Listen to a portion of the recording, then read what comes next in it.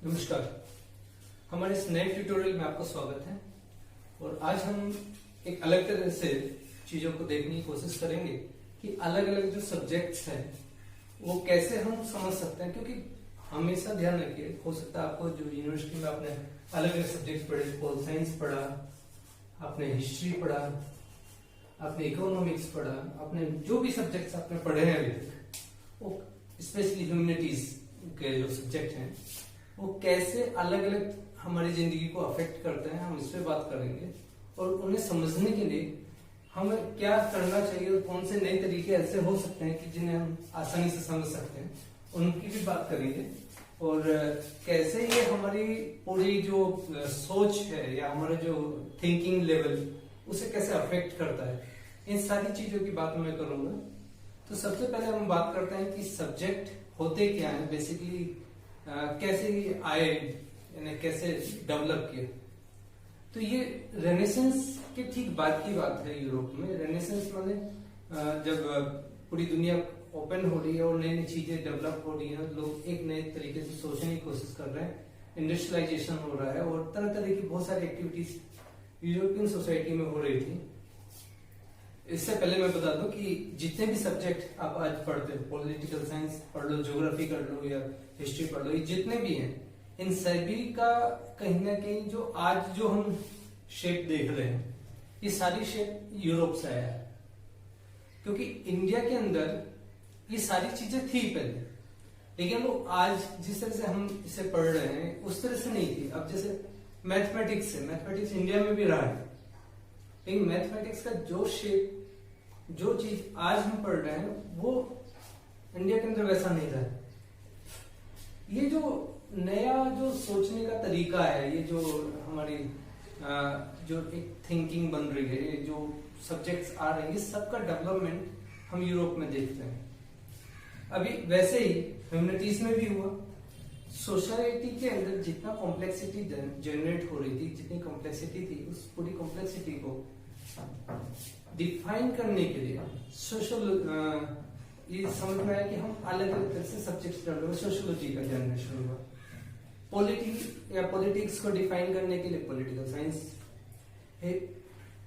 Sequence of incidents या जो भी सोसाइटी में हो रहा है, जो कुछ भी हो रहा है, उसका सीक्वल को एक डिफाइन करने के लिए हिस्ट्री। तो इस तरह से अगर ज्योग्राफिकल लोकेशन, ज्योग्राफीज है, लैंड फॉर्म्स को डिफाइन करने के लिए ज्योग्राफी, तो इस तरह से अलग अलग सब्जेक्ट्स हमारे बनते चले गए। ये सारे सब्जेक्ट इंडिया का जो कॉन्सेप्ट था पढ़ने का, उससे अलग थे। इसीलिए जब आप ब्रिटिशर्स ने यहाँ पर एजुकेशन सिस्टम शुरू किया, तो उन्होंने उस चीज को, जो यूरोपियन सिस्टम था जो सब्जेक्ट्स का, उस चीज को यहाँ लेके आए और यहाँ पे भी हमारे पढ़ने का जो तरीका है वैसा ही बनता चला गया। आज हम जो भी पढ़ रहे हैं ये वही फॉर्मेट है जो फॉर्मेट यूरोप से आया है।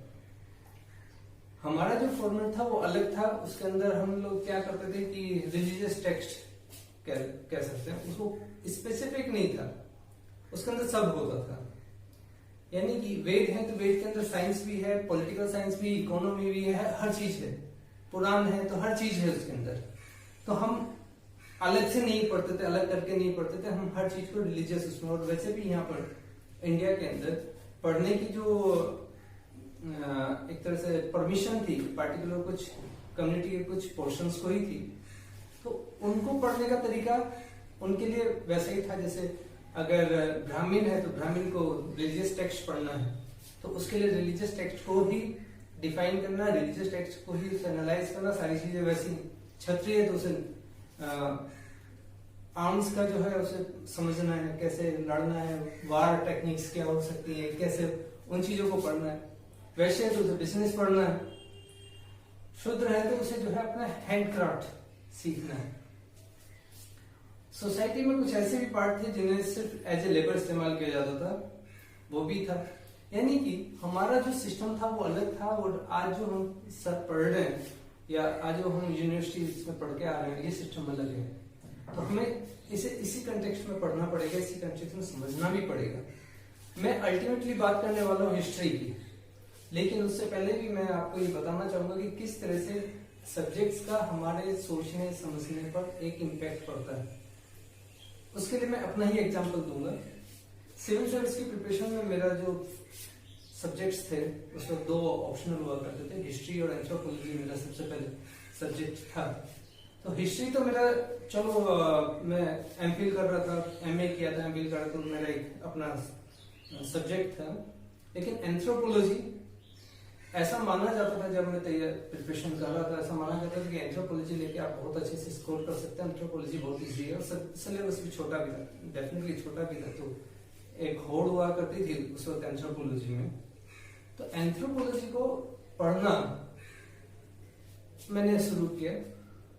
शुरुआत में तो बिल्कुल कुछ समझ में नहीं आया मेरे क्या पढ़ना है, कैसे पढ़ना है।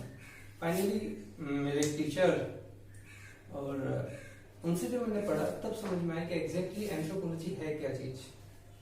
लेकिन एंथ्रोपोलॉजी का इम्पैक्ट मेरी लाइफ पर क्या पड़ा, मैं अगर अपनी बात करूं तो मैं जिस तरह का मेरा सोशलाइजेशन हुआ, यानी कि जिस तरह से मेरी ग्रोमिंग हुई है, मैं बड़ा हुआ अपने फैमिली वैल्यूज के साथ में। हम लोग अपनी फैमिली वैल्यूज में इंडिया के अंदर बहुत सारे कॉन्स्टेंट्स लेके, इनसे बात करना है, इनसे बात नहीं करना है, ऐसे करना है, ये करना है, ये नहीं करना है, ये सब लेके चले जाते हैं। एंथ्रोपोलॉजी एक ऐसा सब्जेक्ट है जो आपके ब्रेन की जो लिमिटेशंस हैं उन्हें ओपन कर देता है। आप उन सोसाइटीज, उन कम्युनिटीज को भी समझने के लिए तैयार हो जाते हैं जिन कम्युनिटीज या सोसाइटीज का आप कभी हिस्सा नहीं थे। इसे कहते हैं आपके जो कल्चरल, जो दूसरा का जो कल्चर है उसे समझने की कोशिश करना। आप आपके अंदर की जो बायसनेस है, एंथ्रोपोलॉजी पढ़ने वाले कैंडिडेट्स अगर उन्होंने वास्तव में एंथ्रोपोलॉजी पढ़ा है तो वो आपकी बायस, वो उसके दिमाग की जितनी बायसनेस है कम्युनिटीज को लेकर, सोसाइटीज को लेकर, सब खत्म हो जाएगी। ये है रियल इम्पैक्ट ऑफ एंथ्रोपोलॉजी।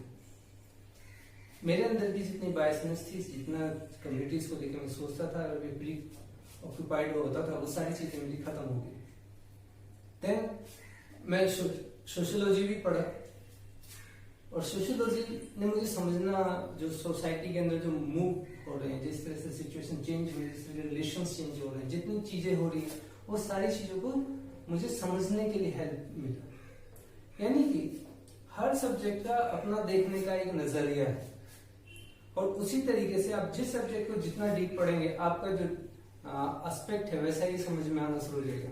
अब जैसे अगर इकोनॉमिक्स का कोई बहुत वेल स्कॉलर है, यानी कि इकोनॉमिक्स पढ़ने वाला बहुत अच्छा कैंडिडेट है जिसने इकोनॉमिक्स को बहुत पढ़ा है, अगर आप उससे किसी भी चीज को एनालाइज करने के लिए कहेंगे तो इकोनॉमिकल पर्सपेक्टिव में ही वो एनालाइज करके आपको देगा।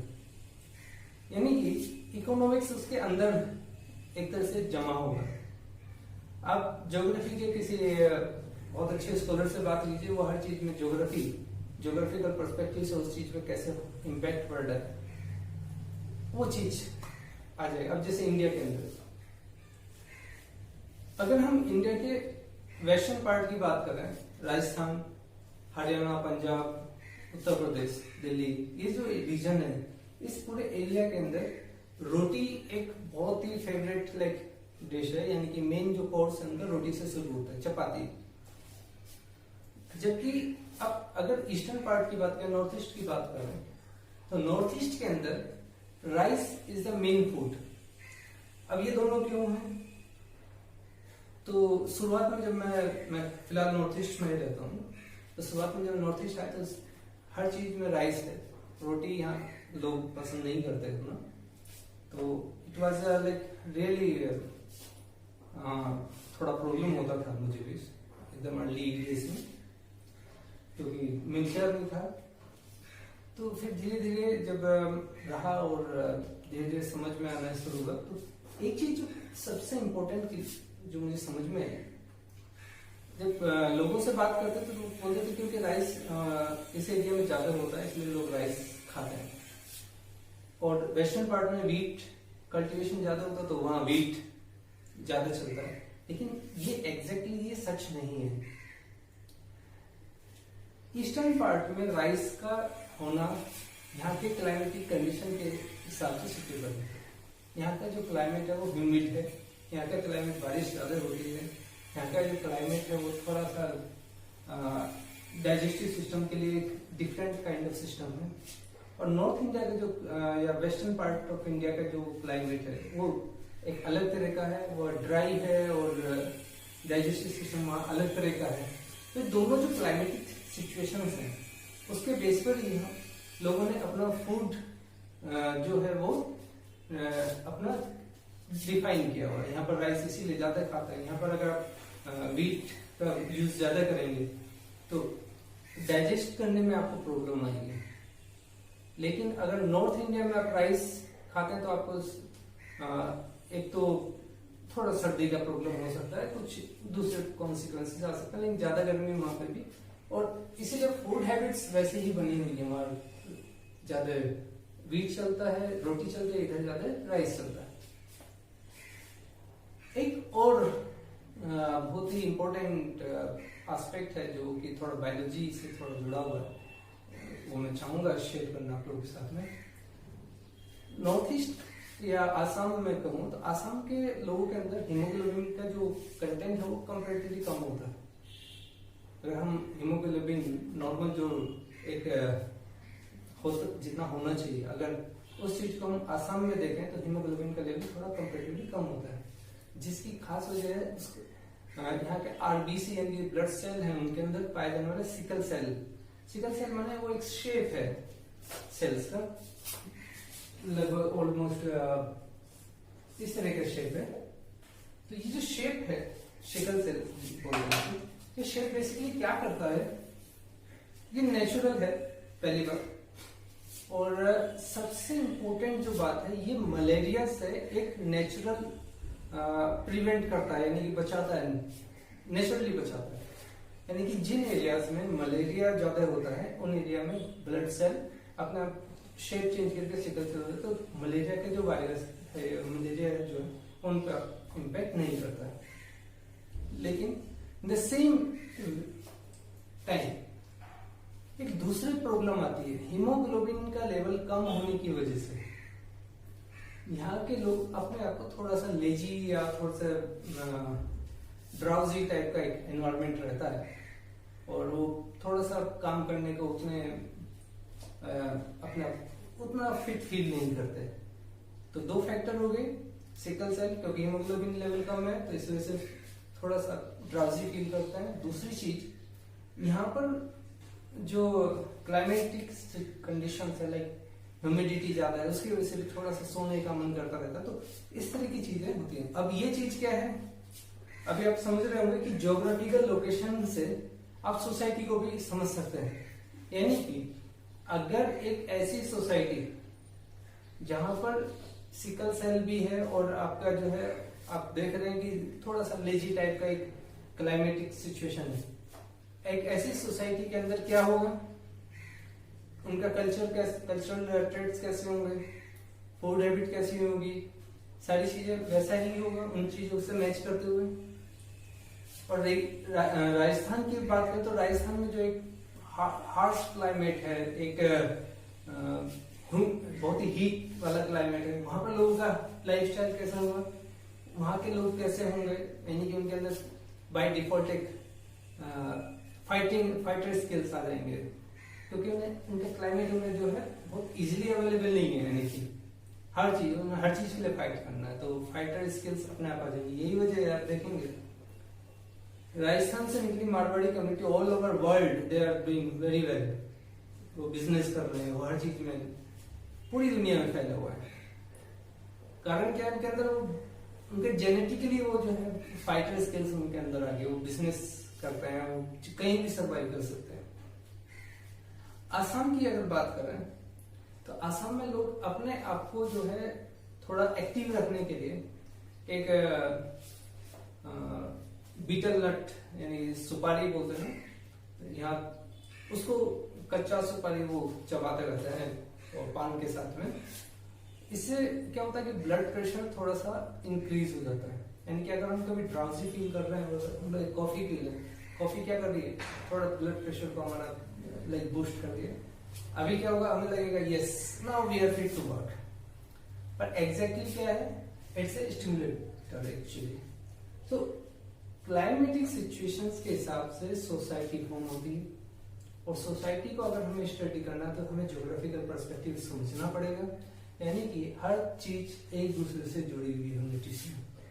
और इस सारी चीजों को जो जुड़ी हुई है, इन सारी चीजों को कहते हैं इंटरडिसिप्लिनरी मेथड। लेकिन मेरा जो ये ट्यूटोरियल है आज का, इस ट्यूटोरियल में इंटरडिसिप्लिनरी मेथड को या किसी टेक्निक को बताने का मेरा कोई वो नहीं है। मेरा आज के इसमें मेन जो मोटिव है that is how to study history. ये एक बहुत ही इंपॉर्टेंट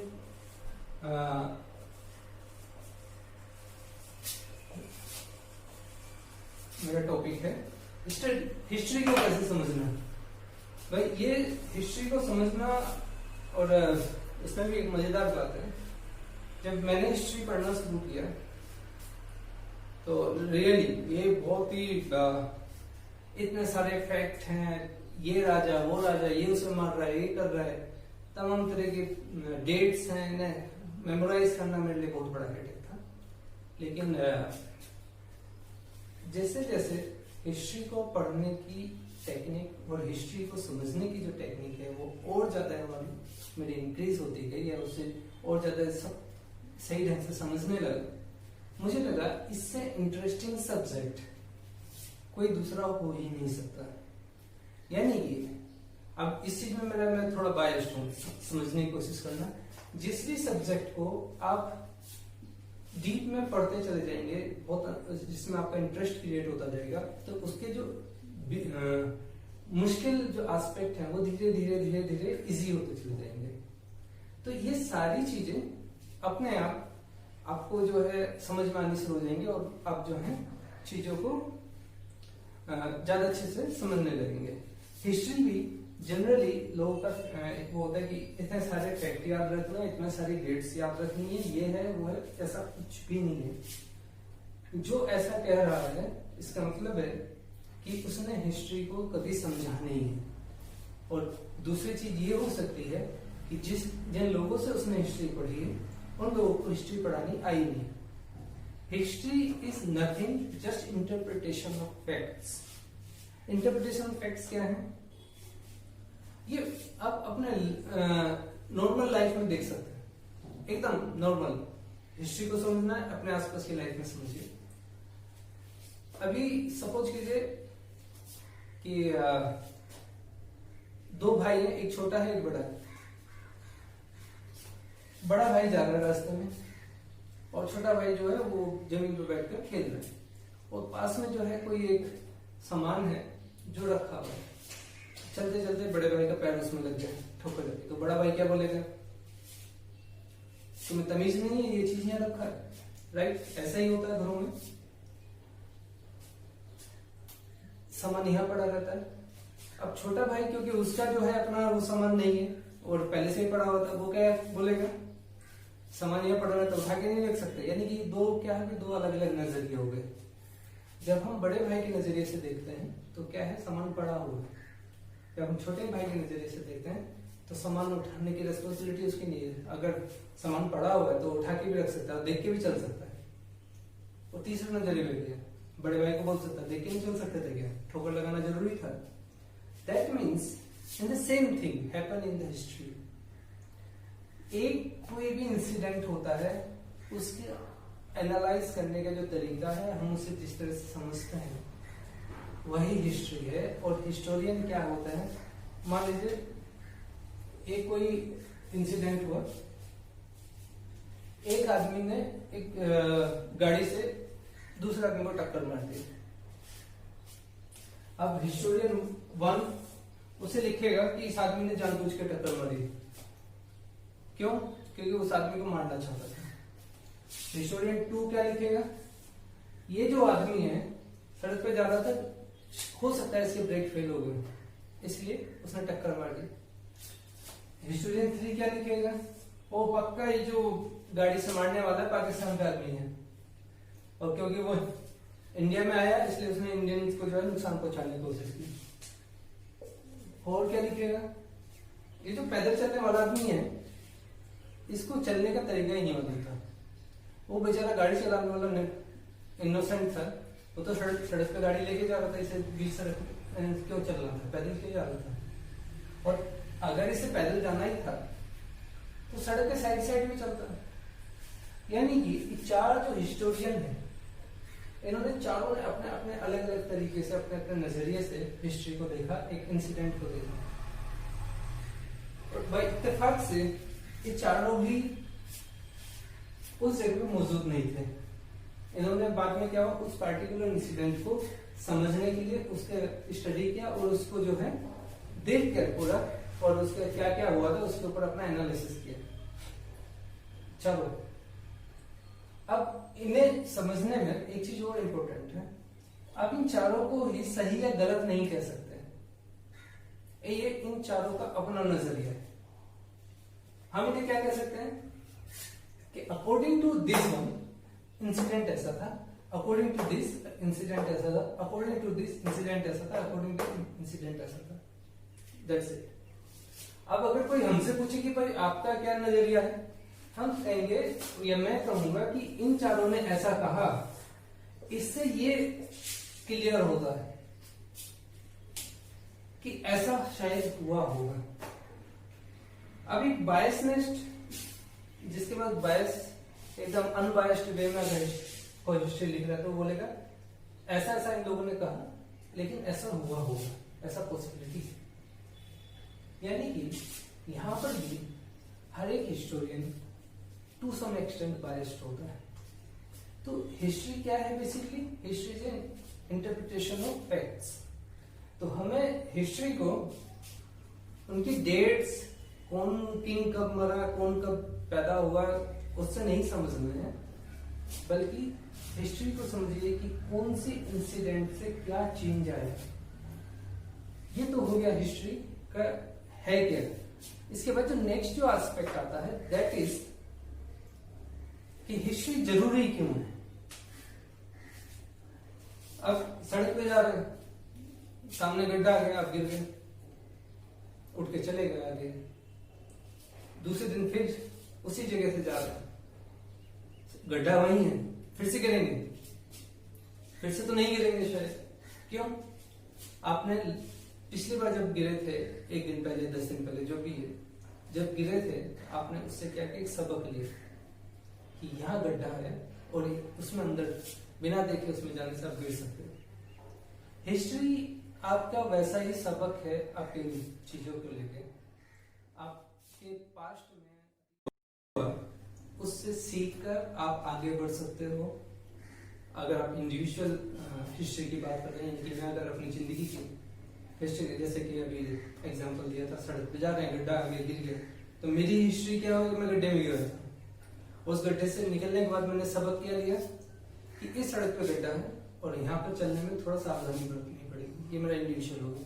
लेकिन जब हम सोसाइटी की हिस्ट्री की बात करते हैं तो सोसाइटी की हिस्ट्री में क्या हुआ, सोसाइटी की हिस्ट्री में हुआ कि भाई पहले ऐसा हुआ था, उसकी वजह से हुआ था, यानी कि ये चीजें हुई थी और इन सब का कारण क्या था, ये था।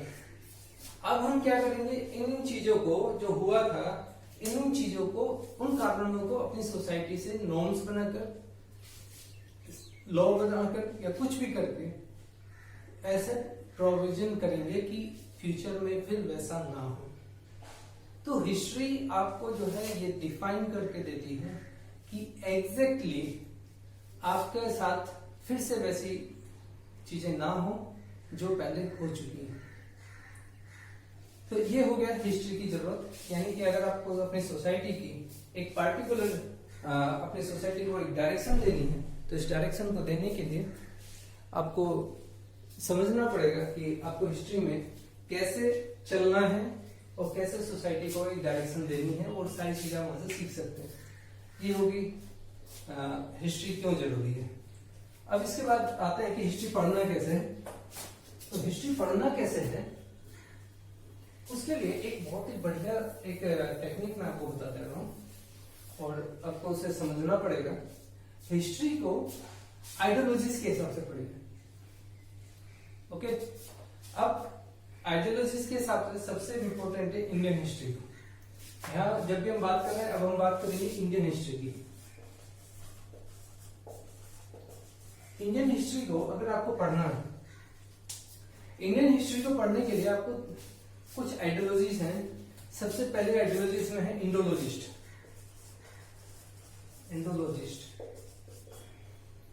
इंडोलॉजिस्ट के बाद आता है नेशनलिस्ट। नेशनलिस्ट के बाद आते हैं आप कम्युनल हिस्टोरियन। उसके बाद आते हैं आपके कम्युनिस्ट हिस्टोरियंस। कम्युनिस्ट के बाद आते हैं सबल्टर्निस्ट।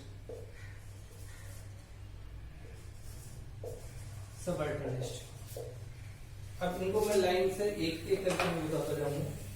इंडोलॉजिस्ट ये बेसिकली वो लोग हैं जो ब्रिटिश टाइम में जिन्होंने इंडियन हिस्ट्री को, जो नया फॉर्मेट है हिस्ट्री का, बेसिकली वो फॉर्मेट जो यूरोप से जो एक फॉर्मेट मिलता है कि ये डेट एडी और बीसी के हिसाब से जो चलता है, उस फॉर्मेट के हिसाब से जो समझने की या लिखने की शुरुआत की इंडोलॉजिस्ट वो लोग।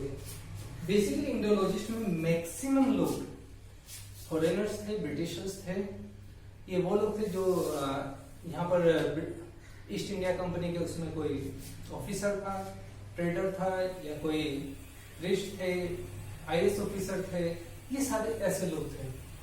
ये लोग जब यहाँ इंडिया में आए और यहाँ के कल्चर को देखा, तो इन्होंने अपने तरीके से, जिस तरीके से ये पढ़े थे, जिस तरीके से चलते आ रहे थे, चीजों को देखते आ रहे थे, उस तरीके से इन्होंने इंडिया को डिफाइन करना शुरू किया। इंडिया को डिफाइन करने का जो ये तरीका था, ये तरीका बेसिकली इंडोलॉजी, इंडियन सोसाइटी को समझने के तरीके की तरफ बदला, और अल्टीमेटली ये लोग कहलाए इंडोलॉजिस्ट। तो इंडियन हिस्ट्री की शुरुआत किसने की? बेसिकली इंडोलॉजिस्ट ने। अब इसमें एक खास पॉइंट है। सपोज मैं हूं, मैं एकदम अलग से किसी अफ्रीकन कंट्री में जाता हूं, एकदम बहुत बैकवर्ड है एक अफ्रीकन कंट्री, सपोज सोमालिया में जाता हूं। सोमालिया में मैं जाऊंगा, वहां की स्टडी को, वहां लोगों को वहां रहना शुरू करूंगा, वहां के लोगों को समझने की कोशिश करूंगा। तो मेरा उन लोगों को एनालाइज करने का जो तरीका है वो कौन सा होगा? वहां के लोगों को समझने में, अगर मैं एंथ्रोपोलॉजिस्ट पढ़ा हूं तो डेफिनेटली मैं अपने कल्चर को असाइड रख के I can analyse them. But अगर मैं अपने उस तरह का मेरी स्टडी नहीं, उस तरह का मेरा माइंडसेट नहीं है, तो मैं उस सोसाइटी को कैसे स्टडी करूंगा? डेफिनेटली उस सोसाइटी को मैं in comparison my own society, यानी कि इंडियन सोसाइटी के कंपैरिजन में स्टडी करूंगा। हम लोग ऐसे हैं, ये लोग ऐसे हैं, ये लोग ऐसा करते हैं, ये लोगों का ऐसा होता है, हम लोगों का ऐसा है। यानी कि अपनी वैल्यूज को, being Indian I proud my culture, तो अपनी कल्चर को मैं क्या करूंगा? प्राउड करूंगा। और जो सामने वाले का कल्चर है उसे क्या करूंगा? ये लोग ऐसा है।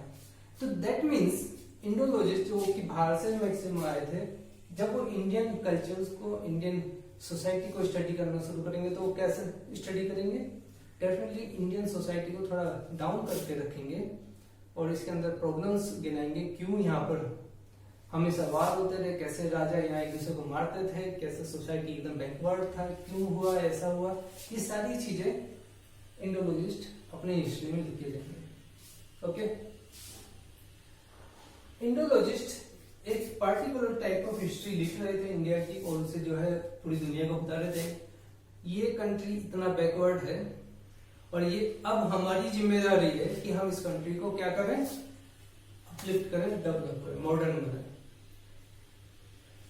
यानी कि पूरी दुनिया में मैसेज किया गया India is a backward country.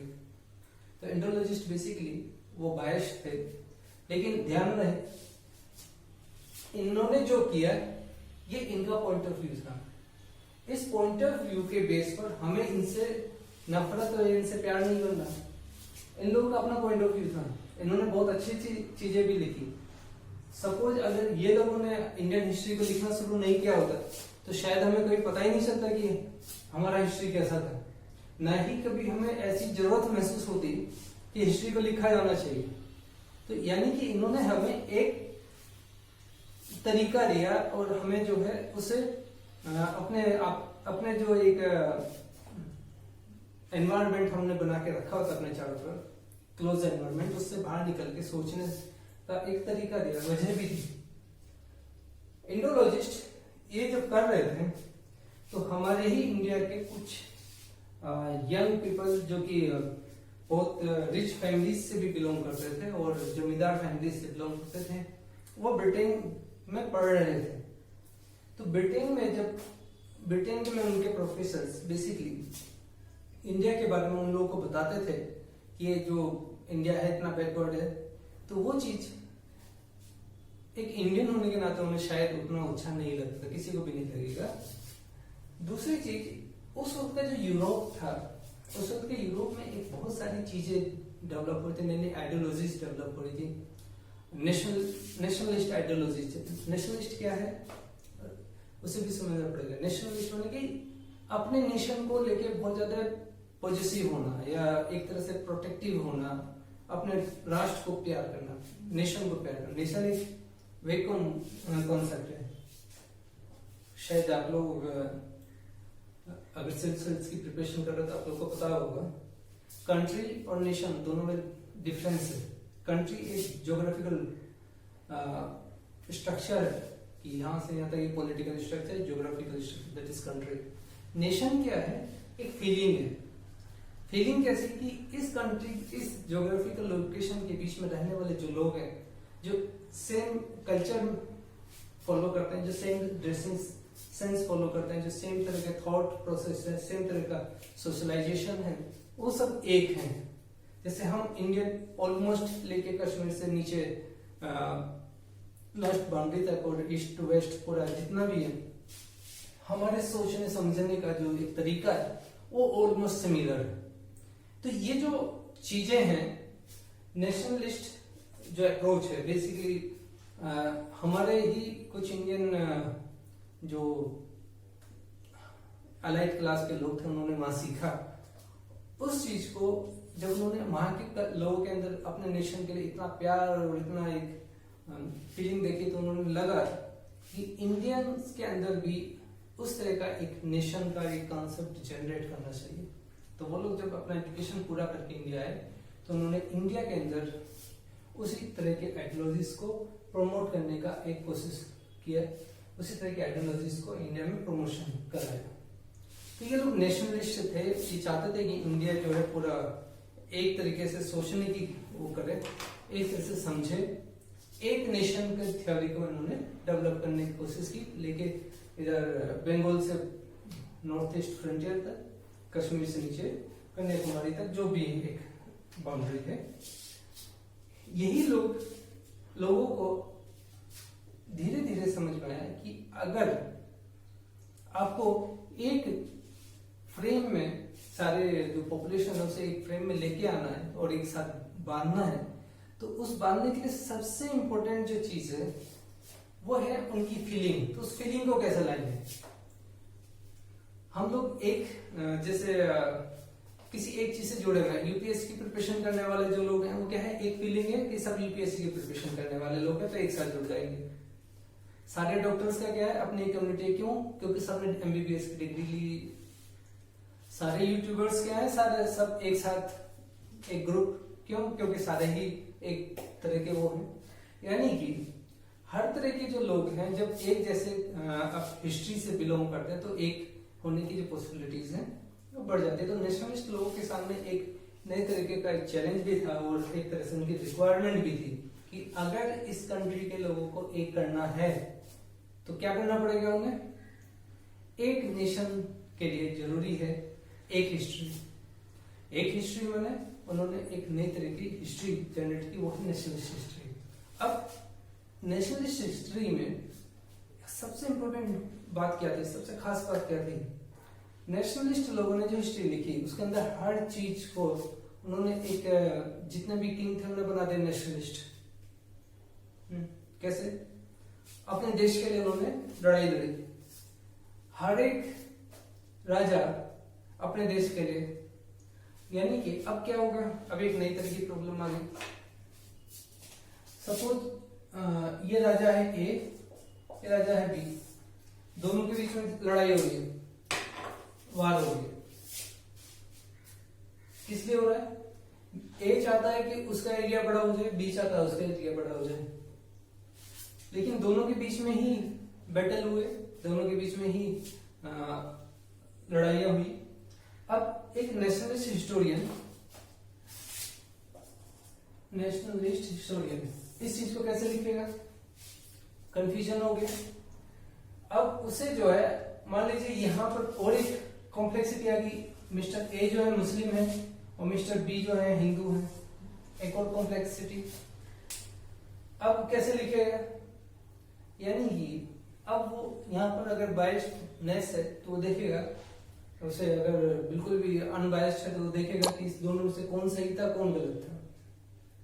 लेकिन अगर वो बायस्ड है तो देखेगा इसमें से अगर ये हिंदू है तो हिंदू के फेवर में लिखेगा, अगर ये मुसलमान है तो मुसलमान के फेवर में लिखेगा। उतनी समझता है नहीं हिस्ट्री भी, दैट्स फिक्स। तो जो शुरुआत में नेशनलिस्ट हिस्टोरियंस थे उसमें मेजोरिटी हिंदू ज्यादा थी, तो उन्होंने क्या किया, जितने हिंदू राजा थे सबको तो बना दिया महान देशभक्त, राणा प्रताप, महाराणा प्रताप, शिवाजी और जिनका भी आप नाम ले, सब बन गए देशभक्त, एकदम पेट्रियोटिक। और जितने मुसलमान थे सारे बन गए एकदम मान लीजिए वो कंट्री के अगेंस्ट है, पूरा देशद्रोही है, वो लोग नुकसान करने वाले हैं, बाहर के लोग। ठीक है, यहाँ तक कि आज भी अगर आप मूवीज देखो, जो हिस्ट्री बेस्ड मूवी होती है उसमें भी हिंदू को पोर्ट्रे किया जाता है देशभक्त, मुसलमान को पोर्ट्रे किया जाता है एकदम एंटी नेशन। अभी हाल ही में टीवी पे मूवी आ रही थी तानाजी, वो बार बार जो है स्वराज की बात कर रहा है, जो तानाजी जो लीडर है, जो मेन कैरेक्टर है मूवी का। अभी उस वक्त नेशन एक कॉन्सेप्ट ही नहीं था, जब नेशन कॉन्सेप्ट ही नहीं था तो स्वराज कहां से आ गया? लेकिन एक चीज तो थी, जो एरिया है, मान लीजिए ये किंग का एरिया है, इसमें रहने वाले लोगों के अंदर हाँ एक नेशन जैसी कॉन्सेप्ट फीलिंग हो सकती है, क्योंकि वो एक पार्टिकुलर एक किंग के अंडर में। ओवरऑल पूरे कंट्री का नेशन कॉन्सेप्ट जनरेट नहीं होता। नेशन कॉन्सेप्ट जो जनरेट किया वो नेशनलिस्ट हिस्टोरियंस ने किया। तो नेशनलिस्ट हिस्टोरियंस ने जो हिस्ट्री लिखी उसके अंदर वो एक झगड़े का जो एक जगह थी या झगड़े के लिए एक वो छोड़ दिया उन्होंने बढ़िया से। अगर नेशनलिस्ट हिस्टोरियंस सारे मुस्लिम राजाओं को, मुस्लिम किंग्स को, बादशाहों को अगर बोलेंगे कि ये सारे के सारे जो है लूटने के लिए ही आए थे, तो क्या ये मुस्लिम कम्युनिटी के जो स्कॉलर्स हैं उन्हें अच्छा लगेगा? Definitely not. तब क्या होगा? तब एक नए तरीके के हिस्टोरियंस आए कि भाई इसको खत्म करो। अब क्या करेंगे हम लोग? मुस्लिम हिस्टोरियंस। अगर नेशनलिस्ट हिस्टोरियंस ने लिखा कि हिंदू राजा जो है नेशनलिस्ट थे और मुसलमान जो थे वो एंटी नेशनल थे, तो मुस्लिम हिस्टोरियंस क्या लिखेंगे? डेफिनेट सी बात है, ये उन एस्पेक्ट्स को हिस्ट्री के सामने लेके आएंगे जिन एस्पेक्ट्स में हिंदू गिल्टी थे, कि हिंदू किंग जो थे वो एक तरह से उनका कोई काम नहीं थे, कमजोर थे, और मुसलमान जो राजा है वो क्या थे? महान थे। अब यहां पर हो गया झगड़ा शुरू। ओके, कैसे होगा?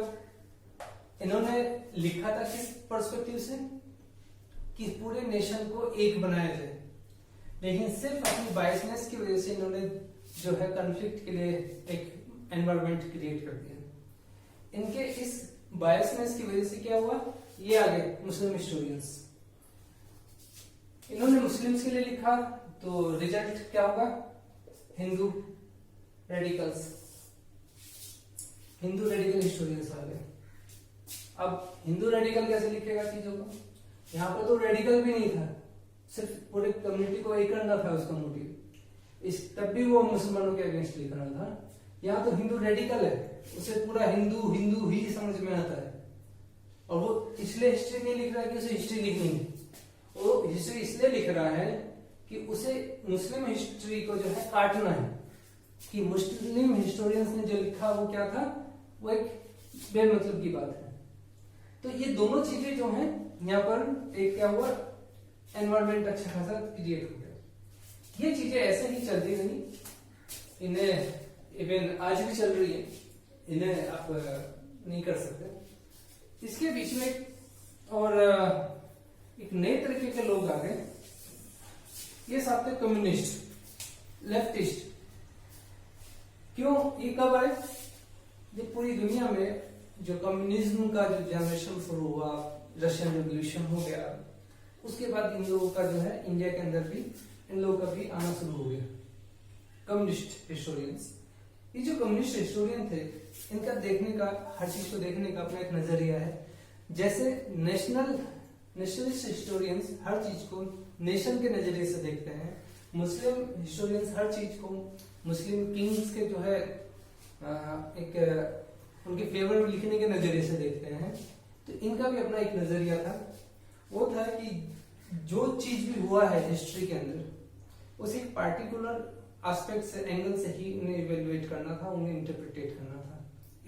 ये सब जो भी है सब इंटरप्रिटेशन है, कोई भी सही या गलत नहीं है। मैं बार बार एक ही चीज को बताता हूँ, पहले भी मैंने आपको इस चीज को बोला था, सही या गलत नहीं है, सिर्फ इंटरप्रिटेशन है, आपको उसे वैसे ही समझना है। तो कम्युनिस्ट हिस्टोरियंस भी कैसे हुए? बेसिकली कम्युनिस्ट हिस्टोरियंस ने उन्हें लिखा कम्युनिस्ट आइडियोलॉजी के जो उनका एस्पेक्ट था उसके हिसाब से लिखा। हर चीज क्या है, किंग क्या है, it's a source of exploitation. सारे जमींदार, सारे किंग, सब जितना भी एलाइट क्लास के लोग, सब क्या कर रहे हैं, अपनी पॉपुलेशन को सिर्फ और सिर्फ एक्सप्लॉइट कर रहे हैं। बाकी आम जनता क्या है, वो सिर्फ एक्सप्लॉइट होने के लिए ही है, उनका अपना कोई वॉइस नहीं, अपना कुछ नहीं। इसीलिए कम्युनिस्ट हिस्टोरियंस का एक बहुत लंबे समय तक, यानी कि इवन काफी लंबे टाइम तक हिस्ट्री के अंदर, इंडियन हिस्ट्री में कम्युनिस्ट का सबसे ज्यादा वो रहा है। उन्होंने सबसे ज्यादा, अगर इनका क्रेडेंशियल्स की बात करूं कम्युनिस्ट हिस्टोरियंस के, और इनकी अच्छाई की बात करूं, तो जितना एनालिसिस, जितना फैक्ट्स कलेक्शन, और जितना लाइक इंटरप्रेट इंडियन हिस्ट्री को अलग अलग एस्पेक्ट्स में कम्युनिस्ट हिस्टोरियंस ने किया, इतना किसी ने नहीं किया। ये सब पहले के जो है वो एक पार्टिकुलर एस्पेक्ट को लेके ही चलते थे, लेकिन कम्युनिस्ट ने एक नया एंगल दिया चीजों को समझने का। ये हो गया कम्युनिस्ट हिस्टोरियंस, तो हमें भी इन्हें ऐसे ही समझना पड़ेगा। इसके बाद जो नेक्स्ट जो सबसे न्यू है वो थे सबाल्टर्निस्ट। एक और एस्पेक्ट है जिसे मैं बीइंग हिस्टोरियन मैं भी बोलूंगा, ओके, वो सबाल्टर्निस्ट के बाद आएगा। सबाल्टर्निस्ट क्या है कि किसी भी चीज को वैसे नहीं देखते जैसे कि बाकी सब लोग देखते हैं। सबाल्टर्निस्ट का मतलब है कि भाई हमें हर चीज को ग्रास रूट लेवल से देखना है, यानी कि ऊपर से नहीं देखना, हमें नीचे से देखना है। कैसे देख रहे हैं? ये देखता है कि इकोनॉमी का या दूसरी चीजों का आम लोगों के ऊपर क्या इम्पैक्ट पड़ रहा है, कॉमन पीपल का इम्पैक्ट।